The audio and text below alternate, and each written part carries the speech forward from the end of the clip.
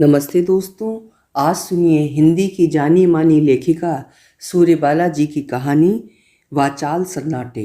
तो शुरू करें कहानी। मैं उन्हें बहुत पहले से जानती हूँ। मेरे देखते देखते कहानी बन गई वे। कुल 6.5-7 मिनट की कहानी, जो कि 60-70 साल लंबी जिंदगी की। हकीकतों को कहानी बनते कोई जलजले तूफान थोड़ी आया करते हैं। जैसे जैसे बस शक्कर कोरे सच जुटलाते जाते हैं, कहानियां बनती जाती हैं। सामने सोफे पर बैठी हैं वे। एक तरफ उनका स्ट्रॉलर और शोल्डर बैग रखा है। हल्के बादामी प्रिंट की साड़ी फब रही है उनके गेहूं रंगत पर, सफ़ेद बालों के साथ एक शालीन सामंजस्य बिनती हुई। चश्मा भी गहरे रंग के बारीक फ्रेम वाला, टूटी कमानी वाला नहीं। हाथों में घड़ी और पैरों में बाटा सोल की चप्पलें, और इस सारे कुछ के सेंटर पॉइंट की तरह गर्दन के नीचे पतली चेन में झूलता पति के नाम वाला लॉकेट। हम थोड़े अंतराल पर कुछ ना कुछ बोल रहे हैं, कुछ भी कहना या पूछना जिससे सन्नाटे का अंदेशा न रहे। फिर भी सन्नाटा है, काफ़ी सन्नाटा। वे खुद भी बोलने की कोशिश कर रही हैं, लेकिन उनकी आवाज़ आधी से ज़्यादा गुम हो जा रही है। और सन्नाटा इसी ताक में तो है, मौका पाते ही चारों तरफ पसर जा रहा है। एक बेहद वाचाल सन्नाटा, सबके ऊपर, सबके बावजूद। और तब उनकी आवाज़ और ज़्यादा गुमी सी लगने लगती है। थकी भी तो बहुत हैं।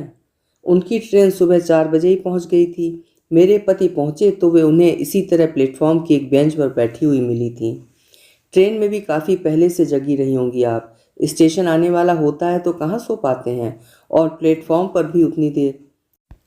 अरे नहीं, सफ़र में निकलो तो ये सब थोड़ा बहुत। थकान के बावजूद वे मुस्कुराने और स्वस्थ दिखने की पूरी कोशिश कर रही हैं। सोफे पर बैठे बैठे नीचे रख के शोल्डर बैग की तरफ उन्हें हाथ बढ़ाते देख मैं जल्दी से पूछती हूँ, क्या चाहिए, मैं निकाल दूँ? यूं ही देखना था, छोटी टॉवल इस्तेमाल के बाद रख दी है ना? मैंने जल्दी से बैग खोलकर ऊपर से ही देखा। रखी है ना? ये क्या रही, आप भला भूल सकती हैं? उनके चेहरे पर हल्की रौनक आई। मैंने फिर सन्नाटा तोड़ा। ये कह रहे थे स्टेशन पर बहुत चलना पड़ा आपको, चलते चलते ज़रूर थक गई होंगी। नहीं, मैंने दवा खा ली थी प्लेटफॉर्म पर ही, बटुए में ही रखे रहती हूँ ना। मेरे पति टोस्टर में ब्रेड डालते हुए कहते हैं, आप भी कुछ खा लेती तो अच्छा था। उन्होंने दूध ब्रेड में लेकर दोबारा गोलियां खा लीं, फिर थोड़ा इंतज़ार कर आहिस्ते से पूछा है, कब तक पहुंचा पाएंगे मुझे? बस ये नाश्ता ख़त्म कर लें। वे जैसे अपने आप से कह रही हैं, बहू ऑफिस चली जाती है 10:30 तक। रीना तो वैसे भी चली गई होगी आपके पहुंचने तक। सुबह के समय इस पूरे रास्ते पर ट्रैफिक पीक पर रहता है। लेकिन आप तो रहेंगी अभी वहाँ उन लोगों के पास? उन्होंने ढेर सारे अधूरे जवाब बुदबुदाए, जैसे हाँ और क्या, वो तो है ही। तो कितने दिन रहेंगी? देखो, कुछ दिन तो रहूंगी, जितने दिन भी, अभी कुछ ठीक नहीं। मुझे वे एक ऐसी शिला लग रही थी जिसे चारों तरफ से लहरें झिझोड़ डाल रही हों, और वो चूर चूर ध्वस्त होता अपना वजूद जी जान से बचाने में लगी हों। चाय का आखिरी घूंट लेते लेते मेरे पति ने यकायक पूछा, रीना तो ऑफिस चली गई होगी, रौनक और शौनक भी तो? जब आप पहुंचेंगी तो घर में कोई होगा ना? हाँ, वो काम करने वाली लड़की कुंदा है ना, वो होगी। हमें बरबस एक कुटिल हंसी छूटी है। तो कुंदा से मिलने की इतनी बेसब्री? लेकिन मेरी हंसी बर्फ सी जम गई है। उनके अंदर चलते मौन संवादों का शोर बढ़ गया है, जैसे किसी किले में घमासान मची हो। वे दरवाज़ा पीट पीट कर बाहर आना चाहते हैं, लेकिन उन्हें सख्त मनाही है। दरवाजे पर उनका सख्त निशब्द पहरा जो है। उम्र के इस मुकाम पर कोई आहट उनके अंदर की कहानी कह जाए, ये उन्हें मंजूर नहीं। इसलिए साइलेंट स्ट्रोक की तरह संवाद अंदर चल रहे हैं कि घर में कुंदा के साथ साथ उनके बेटे की शौनक माँ पर गया है, लेकिन रौनक बिल्कुल बेटे पर। वैसा ही जगमगाता चेहरा, बोलती आंखें, देवदारू काया। शाम को लौटेगा रौनक, तस्वीर से बाहर आएगा बेटा। वरना बहू ने फ़ोन पर कहा था, हम सब ठीक हैं और यहाँ आपको लुक आफ्टर करने वाला भी तो कोई नहीं। ज़रूरत नहीं, उन्होंने धीमी आजिजी से कहा था, गोलियाँ रहती हैं मेरे पास अब।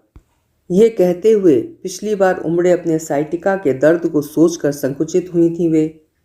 फिर भी शौनक का फाइनल ईयर है और रौनक की टाइमिंग भी बड़ी वियर्ड है।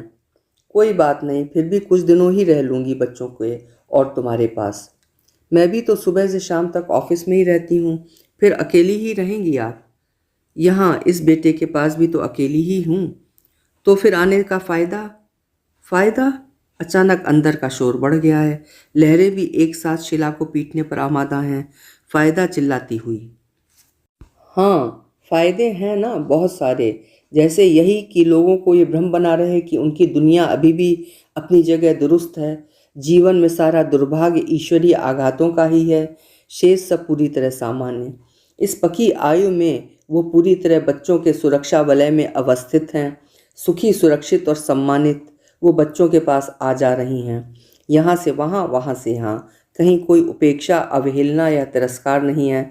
सब जगह सम्मान और सुव्यवस्था है, समस्या कोई नहीं। वो तो उनकी बहू रीना का फ्लैट दूर पड़ता है। रौनक शौनक की टाइमिंग काफ़ी वियर्ड है और हमारा घर स्टेशन के पास है, इसलिए उन लोगों को स्टेशन बुलाना ठीक नहीं समझा उन्होंने, बल्कि उन्हें खुद ही स्टेशन आने से रोक दिया और मुझसे फ़ोन करके पूछ लिया कि क्या मेरे पति विमलेंदु जी उन्हें स्टेशन से अपने घर ला सकते हैं। ट्रेन सुबह 4 बजे ही पहुंचती है, लेकिन इसकी कोई बात नहीं। ये ट्रेन ज़्यादातर लेट रहती है। नहीं भी रही तो वे मुसाफिरों की मदद से उतरकर किसी बेंच पर बैठ जाएंगी। सुबह का समय भी कितना अच्छा रहता है, वे खुले में बैठी रहेंगी। विमलेंद्र जी का स्टेशन पहुंचने के लिए जल्दबाजी करने की जरा भी ज़रूरत नहीं है। वे इंतज़ार कर लेंगी, एक आध घंटे भी। इसी बहाने मेरे पास भी रह लेंगी 2-2.5 घंटे। बाद में विमलेंदु जी जब ऑफिस जाने लगें, उन्हें भी साथ लेते जाएं। उनके ऑफिस से शायद दूर नहीं है उन लोगों का फ्लैट। बहू चली गई होगी तो कुंदा होगी ही घर में। अरे बिल्कुल बिल्कुल, हमारा खुद भी तो कितना मन है आपको देखने का। कितने सालों पहले की मिली हूँ आपसे, जब कंपनी के परचेज यूनिट की लॉन्चिंग हुई थी, जब आपने सुनहले जरी बॉर्डर की बैंगनी साड़ी पहनी थी, जब हेल्थ मिनिस्टर ने काले ग्रेनाइट पर लगे गुलाबी डोरी खींची थी, और भी की जब सीनियर साइंटिस्टों की सेमिनार में डीके आपको भी मनाली ले गए थे और उन्हें मिला फूलों का गुच्छा सगर्व सस्मित उन्होंने आपको थमा दिया था। पूरे हॉल में जोरदार तालियां बजी थीं, खचाखच फोटो खींचे थे। तब का मैंने आपको देखा है। तब ये बच्चे छोटे थे या नहीं थे? तब सिर्फ आप और डीके थे, बैंगनी साड़ी और फूलों के गुच्छे के साथ। विमलेन जी के ऑफिस से ज़्यादा दूर नहीं है ना? उन्हें परेशानी तो नहीं होगी? एक क्रूर सच हवा में उड़ेगा और हुई तो का चाटा मारता गुजर जाता है। असल में इसी से उन लोगों को स्टेशन आने के लिए मना कर दिया था कि जब विमलेन जी के ऑफिस के पास ही है तो बेकार में उन्हें। और क्या, अरे लीजिए। मैं मुस्तैदी से आगे बढ़कर उनकी किलेबंदी में मदद का हाथ बढ़ाती हूँ। कुल 4-6 किलोमीटर ही तो है इनके ऑफिस से उन लोगों का फ्लैट।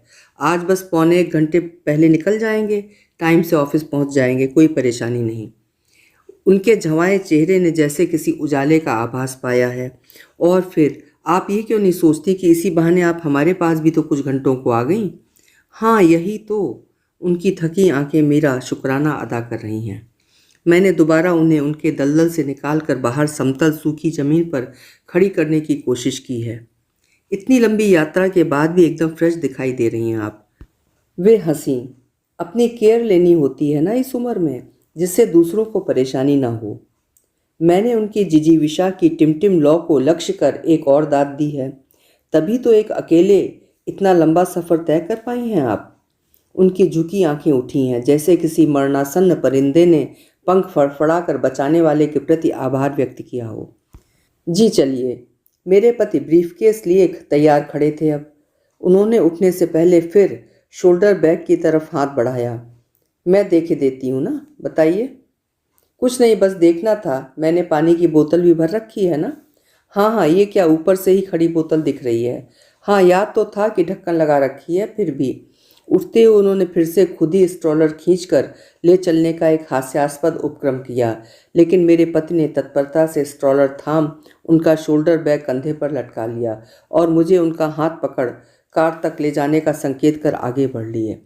कार तक पहुंचते पहुंचते अचानक मेरे पति ने महसूस किया कि कमर के आसपास उनकी शर्ट और पैंट बुरी तरह गीले हो गए हैं।